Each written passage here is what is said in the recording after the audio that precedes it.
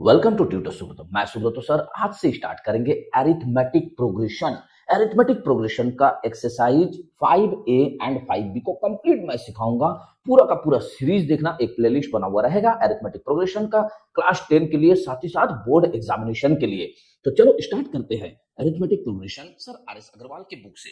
But arithmetic progression को जानने से पहले हम कुछ टर्म्स को जान लेते हैं जो हमारा पूरा का पूरा एक्सरसाइज को सॉल्व करने में मदद करेगा, साथ ही साथ पूरा एरिथमेटिक प्रोग्रेशन को समझने में मदद करेगा, सीखने में मदद करेगा, जिसके बदौलत हम एक एक क्वेश्चन को खुद से सॉल्व कर सकते हैं। क्या है वो टर्म? तो एरिथमेटिक प्रोग्रेशन को पहले हम अगर देखें कि ये चीज है प्रोग्रेशन। प्रोग्रेशन मतलब क्या होता है? प्रोग्रेशन मतलब कोई भी चीज एक सीरियल वे में या तो इंक्रीज होगा या फिर डिक्रीज होगा। फॉर एग्जाम्पल अगर हम लोग ले लेते हैं, मान लो हर एक ऑड नंबर को 3 से, तो 3 के बाद 5, 5 के बाद 7, 7 के बाद 9, इस तरह से ऑड नंबर इंक्रीज होता चला जाएगा। अगर हम फर्स्ट नंबर को देखें तो यहाँ हमने बात किया था 3 का, तो 3 को अगर हम पहला नंबर बोले तो दूसरा नंबर हमारा क्या हुआ? तो 5 माइनस 3 यानी कि उससे 2 इंक्रीज हो गया है। सेम अगर हम और आगे बढ़ जाए, 7 को देखें तो 5 से फिर 2 इंक्रीज हो गया है। फिर हम अगर 9 को देखें तो सेम, यानी कि हर एक के बीच का जो गैप है वो 2 है, यानी कि हर एक नंबर एक के पीछे से 2 ऐड होता चला जा रहा है। इस तरह से प्रोग्रेशन बन रहा है। तो उसी का कुछ टर्म हम सीख लेते हैं। मान लो फॉर एग्जाम्पल जिसको मैंने लिया है, 3 है, फिर 5 है, फिर 7 है, फिर 9 है, इस तरह से ये मेरा ऑड नंबर चला जा रहा है। तो फिर इसको हम अगर ये पहला चीज को देखें तो इसे कहेंगे हम A या फिर A1, दोनों में से कुछ भी, यानी कि ये मेरा हुआ फर्स्ट टर्म। ये क्या हुआ? मेरा फर्स्ट टर्म बोलेंगे हम इसको, ये मेरा एक टर्म है। इसी प्रकार से ये मेरा सेकंड टर्म है, third term, fourth term and so on, इस तरह से आगे बढ़ेगा। इनके बीच का जो मतलब गैप है जिसको, उसको हम ले लेते हैं D, यानी कि D का मतलब हुआ second term minus first term, यानी यहाँ अगर हम देखें तो 5 माइनस 3 जो होगा 2, इसको हम D1 कह सकते हैं। अगर सिमिलरली हम D2 निकालेंगे तो D2 के लिए तुम्हें A3 माइनस A2 लेना होगा। बात को समझ रहे हो? जिस तरह से हम D का वैल्यू आगे बढ़ रहे हैं, उसी प्रकार A को माइनस कर रहे हैं, यानी कि पहले के बीच का जो गैप है वो है D1, दूसरे के बीच का गैप D2, तीसरे के बीच का गैप D3, यानी कि इस तरह से अगर हम करके देखें तो डिफरेंस जो निकलता है वो सबका सेम डिफरेंस निकलता है, यानी इक्वल डिफरेंस निकलता है, जिसे हम कहते हैं कॉमन डिफरेंस, यानी कि सारा का सारा डिफरेंस कॉमन होता है, इसलिए हम इसे कहेंगे कॉमन डिफरेंस। ये समझ में आ गया? यानी कि कॉमन डिफरेंस सब में सेम होना चाहिए, तभी वो मेरा प्रोग्रेशन कहलाएगा, अदरवाइज नहीं कहलाएगा। अगर कोई भी बीच से D का वैल्यू अलग हो जाता है तो फिर उसे हम प्रोग्रेशन में नहीं लेंगे। यानी कि पूरा का पूरा न्यूमेरिकल में मेरा जो क्वेश्चन दिया रहेगा, पूरा का पूरा क्वेश्चन में मेरा D का वैल्यू ऑलवेज सेम आएगा। अब आगे बढ़ते हैं हम। जिस तरह से हम बात कर रहे हैं, ये A1 है, ये A2 है, A3 है, A4 है। मान लो बीच में बहुत सारा नंबर नहीं दिया, डैश डैश करके, और मुझे दे दिया यहाँ 49, तो हमें कहा है कि ये कितना नंबर में आएगा ये बताओ, तो उसे हम कहेंगे n, यानी कि टोटल नंबर ऑफ डेटा मुझे जितना दिया रहेगा उसे हम कहेंगे n, और इस नंबर को कहेंगे, ये 49th नंबर को कहेंगे हम, ये है मेरा an। क्यों भैया? अगर टोटल नंबर मुझे n दे दिया रहेगा तो ये जैसे पहला नंबर है तो A1, दूसरा है तो A2, तीसरा है तो A3, यानी कि फोर्थ है तो A4, उसी तरह से ये n नंबर है तो an। इसी को मुझे पता करना होगा कि भैया यहाँ कितना नंबर में ये 49 बैठा हुआ है, आया हुआ है, ये बताओ। तो टर्म सारे समझ रहे हो मैं क्या बोल रहा हूं? और एक टर्म हम सीख लेते हैं, SN। SN का मतलब हो गया सम ऑफ गिवन नंबर्स, यानी कि जितना भी नंबर दिया हुआ रहेगा सबका सम एक साथ अगर हम निकालना चाहे तो वो क्या होगा। Got it? समझ में आ गया? तो ये कुछ टर्म्स है जो हम अरिथमेटिक प्रोग्रेशन में यूज करने वाले हैं पूरे एक्सरसाइज में। इवन जो अलग से कोई क्वेश्चन दिया रहेगा या फिर आगे जाके भी जब अरिथमेटिक प्रोग्रेशन को पढ़ोगे तो यही टर्म्स का यूज होगा। तो स्टार्ट करते हैं हम अपना एक्सरसाइज सर RS अग्रवाल की बुक से, एक्सरसाइज 5A। पहला क्वेश्चन क्या कह रहा है? पहला क्वेश्चन कह रहा है so that the progression given below is an AP। एकदम सिंपल सा क्वेश्चन है। ये जो डेटा दिया हुआ है ये AP में है या नहीं है ये मुझे बताओ। सो दैट, अब अगर AP है तो फाइंड द फर्स्ट टर्म। अगर AP है तो फर्स्ट टर्म बताओ, कॉमन डिफरेंस बताओ यानी कि D बताओ, and next term of each given series, ये जो सीरीज दिया हुआ है इसके बाद वाला टर्म क्या होगा, यानी जैसे ये पहला क्वेश्चन को ले लेते हैं। फर्स्ट टर्म क्या है अपना 9 है, सेकंड 15 है, थर्ड 21 है, फोर्थ 27 है, तो फिफ्थ टर्म कितना होगा ये बताना है। लेकिन उससे पहले मुझे बताना है क्या ये एपी में है या नहीं, अरिथमेटिक प्रोग्रेशन का शॉर्ट फॉर्म है एपी। एपी में है या नहीं, तो एपी में है या नहीं ये जानने के लिए हमें क्या करना पड़ेगा, कॉमन डिफरेंस को पहले निकालना पड़ेगा। तो हम एक काम करते हैं, ये सॉल्यूशन नंबर 1 को कर लेते हैं, एक नंबर को। भैया गिवन डेटा में अगर a1 इज इक्वल टू 9 है, a2 इज इक्वल टू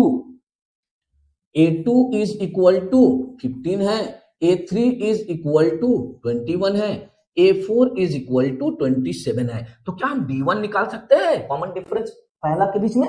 तो फिर a2 माइनस a1 यानी कि 15 माइनस 9 ये कितना हो गया 6। अब हम एक काम करते हैं, d2 निकाल लेते हैं। d2 कितना होगा a3 माइनस a2 यानी 21 माइनस 15, ये भी 6 आ रहा है। अगर हम d3 निकाल ले तो d3 a4 माइनस a3 यानी 27 माइनस 21 यानी कि 6। यस, ये तीनों का तीनों जो कॉमन डिफरेंस है वो इक्वल है, यानी कि हम कह सकते हैं कॉमन डिफरेंस आर सेम। तो सबका कॉमन डिफरेंस अगर सेम हो गया तो हम कह सकते हैं ना देयरफॉर गिवन डेटा या series is in AP. Yes, जो डेटा मुझे दिया है वो एपी में है, ये तो हमने प्रूव कर दिया। अब मुझसे कहा है तब बताओ find the first term. First term क्या होगा, तो हम लिख सकते हैं ना a1 is equal to first term क्या है 9, ये तो पहला का आंसर हो गया। दूसरा मुझसे पूछा है कॉमन डिफरेंस, हमने ऑलरेडी निकाला है, कॉमन डिफरेंस को हम d बोलेंगे यानी d इज इक्वल टू 6। अब बोला है नेक्स्ट टर्म बताओ यानी कि a5 बताओ क्या होगा a5। हम a4 में अगर ये कॉमन डिफरेंस को ऐड कर दे तो a5 होगा, यानी कि हम निकाल सकते हैं a5 is equal to a4 यानी कि 27 प्लस 6 यानी 33। ये तीनों ही हमारा क्वेश्चन का आंसर हो गया।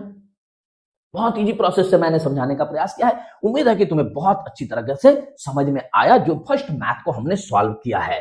अब हम इसको सेकंड को सॉल्व कर लेते हैं तो थोड़ा सा और क्लियर हो जाएगा। तो फिर ये सेकंड क्वेश्चन कह रहा है कि भैया फर्स्ट टर्म है 11, सेकंड टर्म है 6, थर्ड टर्म है 1। अब देखो तो जरा फोर्थ टर्म -4, ये क्या हो रहा है, डेटा मेरा डिक्रीज होता चला जा रहा है। कोई दिक्कत नहीं है, हम d1 निकाल लेंगे। d1 is equal to a2 minus a1 यानी 6 माइनस 11 क्या हो जाएगा -5। ये माइनस को देख के चौंको मत, क्यों, कॉमन डिफरेंस मेरा पॉजिटिव नेगेटिव कुछ भी हो सकता है ना, घट भी सकता है बढ़ भी सकता है।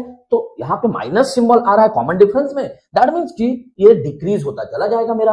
अब अगर हम d2 निकाल ले तो d2 is equal to a3 minus a2 यानी 1 माइनस 6, ये भी -5 आ गया। अगर हम d3 निकाल लेते हैं तो d3 is equal to a4 minus a3 यानी -4 -1 -5, all common differences are same. तो हम लिख सकते हैं कि कॉमन डिफरेंस आर सेम या इक्वल।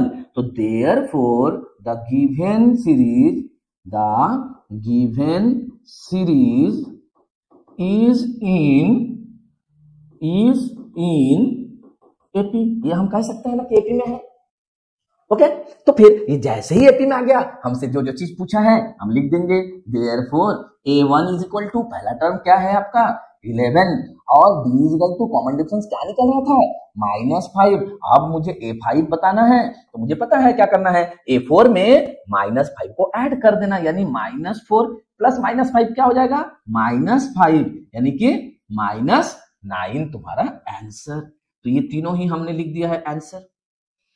बट इतना समझ में आ रहा है, बहुत अच्छी तरीके से, बहुत आसान तरीके से समझ रहा हूं मैं और तुम्हें समझ में भी आ रहा है। तो चलो नेक्स्ट क्वेश्चन को या तो तुम खुद से सॉल्व कर लो या चलो मैं तुम्हें सॉल्व करना सिखा देता हूं। ये 3 नंबर क्या बोल रहा है, 3 नंबर पहला डेटा क्या दिया है मुझे a1 -1, a1 is equal to -1, a2 is equal to -5/6, a3 is equal to -2/3 और a4 इज इक्वल टू -1/2। अब मैं तुम्हें एक और अच्छा तरीका बता रहा हूं।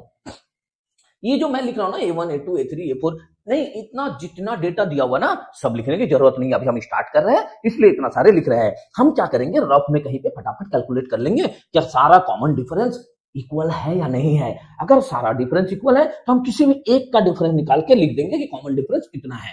उसके बाद हम देख लेंगे रफ में करके, अगर सारा कॉमन डिफरेंस जो है सेम आ रहा है तो फिर हम उसको क्या करेंगे, ऐड करके अपना फिफ्थ नंबर को निकाल देंगे। करेक्ट। तो चलो स्टार्ट करते हैं। D1 निकालना, तो D1 is equal to A2 minus A1, A2 minus -1, यानी कि इसको सॉल्व करेंगे तो 6 एलसीएम हो जाएगा, minus by minus minus plus 6 यानी कि 1/6। यानी हर एक डेटा में अगर तुम्हारा 1/6 ऐड होता चला जाए तो फिर ये प्रोग्रेशन इस तरह से आगे बढ़ेगा। इन दोनों के बीच भी करके देख लेना रफ में, इन दोनों के बीच भी रफ में करके देख लेना तुम्हारा कॉमन डिफरेंस 1/6 आ रहा है या नहीं। अगर आ रहा है कॉमन डिफरेंस तो हम कहेंगे ये एक एपी है, और ये करके देखना तो ये एक एपी होगा। हम लोग चलो करके रफ में देख लेते हैं। तो -2/3 माइनस 5/6, यहाँ पे अपना एलसीएम हो जाएगा 6, यहाँ हो जाएगा 3 2 जा 6 यानी कि -2 2 जा 4, माइनस माइनस यहाँ प्लस हो जाएगा और 5 यानी कि 1/6। तो देखो हर एक कॉमन डिफरेंस यहाँ पे हमारा 1/6 आ रहा है, तो ये हमने यहाँ पे रफ कर लिया है। तो हमने देखा कि सारा कॉमन डिफरेंस सेम आ रहा है, तो हम लिख सकते हैं कि all common differences are equal, therefore the given series is in AP. ये तो समझ में आ गया, एपी जैसे ही हो गया हम लिखेंगे therefore A1 is equal to -1, D is equal to 1/6 and A5 जब हम निकालेंगे कितना निकलेगा, जो मेरा A4 है उसमें हम 1/6 को ऐड कर देंगे, यानी कि -1/2 प्लस 1/6। इसको अगर हम सॉल्व कर लेते हैं 6 से तो हो जाएगा -3 प्लस 1 यानी -2/6। इसको अगर काटेंगे तो -1/3। ये तुम्हारा तीनों हो गया आंसर क्वेश्चन नंबर 3 के लिए। करेक्ट, समझ में आने लगा ना। अब अगर मान लो कि ये 4 नंबर क्वेश्चन हमने रूट में ले लिया है तो रूट को कैसे सॉल्व करेंगे, तो रूट को सॉल्व करने का भी इजी तरीका है ना, सबको हम बहुत बढ़िया से और बहुत इजी तरीका से सीखते चलेंगे। A1 is equal to √2, A2 is equal to √2, A2 is equal to √8। √8 को हम ऐसा कर सकते हैं क्या, 2√2, सोचो जरा, एकदम कर सकते हैं। A3 इज इक्वल टू √18 है तो क्या कर सकते हैं 3√2, देखो तो जरा। और A4 इज इक्वल टू अगर हम करें √32 है तो 4√2, एकदम कर सकते हैं ना। 10th क्लास में पढ़ रहे हो इतना तो करना होगा। तो फिर A1 A2 A3 A4 मिल गया, हम D1 निकाल सकते हैं क्या, D1 A2 माइनस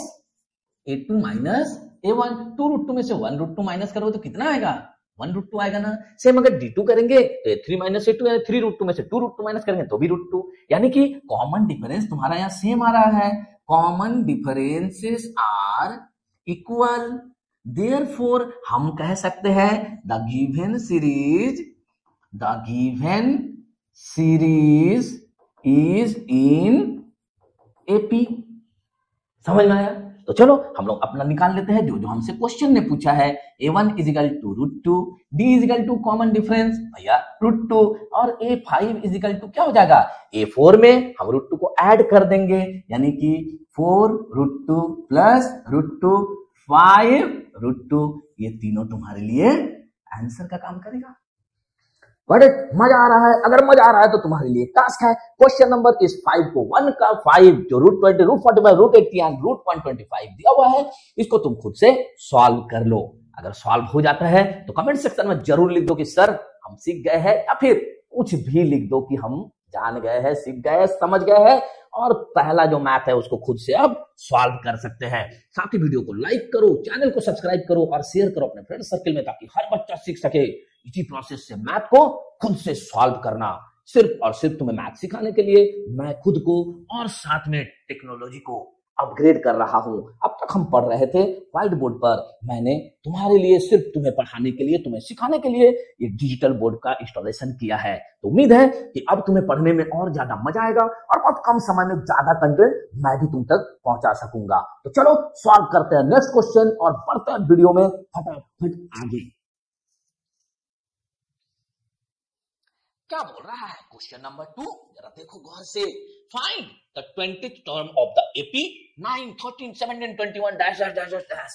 कहने का मतलब क्या है, क्वेश्चन में मुझे दे दिया है एक प्रोग्रेशन, ये अरिथमेटिक प्रोग्रेशन है, ये क्वेश्चन बोल रहा है, आप प्रूव करने की जरूरत नहीं है। तो गिवन डेटा में मुझे 20th टर्म को निकालना है, यानी n इज इक्वल टू मेरा 20 का काम करेगा। कैसे निकालेंगे, देखो इसको अगर हम सॉल्व करते हैं तो सबसे पहले हम लिख लेंगे a1 इज इक्वल टू क्या है मेरा 9, हमको कॉमन डिफरेंस निकालना है 13 माइनस 9 यानी कि 4। अगर तुम दूसरे किसी भी डेटा को लेके d निकालोगे कॉमन डिफरेंस तो तुम्हारा सेम निकलेगा 4। देखो 17 माइनस 13 4, 21 माइनस 17 4। तो हम एक ही कॉमन डिफरेंस निकाल के d का यूज करते हैं। अब हमसे कहा गया है n इज इक्वल टू 20। मुझे पता है यहाँ 20 डेटा आएगा, 9, 13, 17, 21, आगे 25। ऐसे करते करते 20th नंबर पे जो नंबर आएगा वो मुझे बताना है। तो हम फॉर्मूला एक लिख लेते हैं, an का फॉर्मूला क्या होता है, n का formula n is equal to a plus bracket में n माइनस 1 इंटू डी। इस फॉर्मूला को बनाते बनाते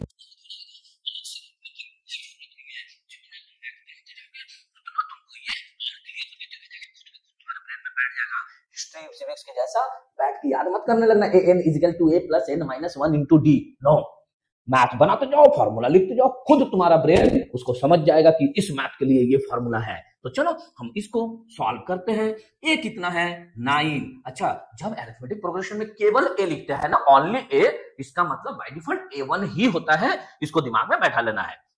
तो a का मतलब a1 यानी 9 प्लस n कितना बोला है 20, तो 20 माइनस 1 इंटू डी कितना है मेरा 4। तो इज इक्वल टू अगर सॉल्व करें 9 प्लस ये कितना हो जाएगा 19 इंटू 4, यानी कि 9 प्लस 76, 76 प्लस 9 कितना हो जाएगा 85। यही तो है मेरा 20th नंबर का जो डेटा होगा वो।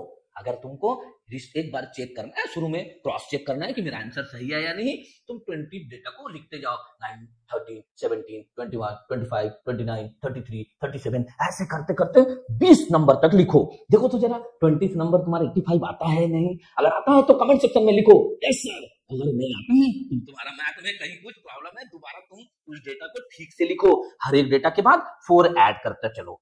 Got it? समझ में आया? मजा भी आ रहा है साथ में मैथ बनाने में? तो चैनल को बिना सोचे सब्सक्राइब कर दो, क्योंकि अब बहुत फटाफट हम लोग स्पीड में मैथ सीखने वाले हैं। तो इसी का दूसरा क्वेश्चन मैंने लिया है, the 35th term of the AP जो गिवन दिया हुआ है। 35th टर्म देखो जरा, डिक्रीज हो रहा है, 20, 17, 14, 11, 3 3 3 3 माइनस होता चला जा रहा है। कोई दिक्कत नहीं सर, तुरंत बना लेंगे ना हम लोग। कैसे बनाएंगे इसको, कैसे बनाएंगे हम लोग? बिल्कुल उसी तरह से जैसे अब तक बना रहे हैं।